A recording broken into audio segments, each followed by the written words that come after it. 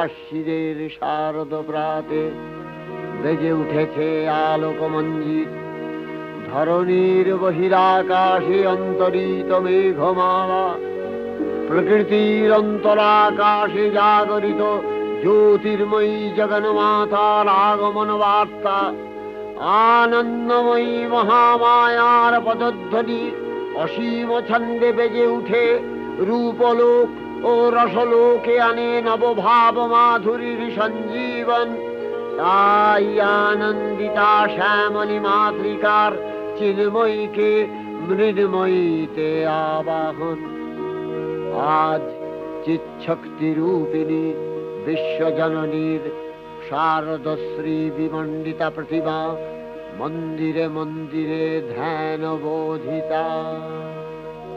সিংহস্থা শশিশেখরা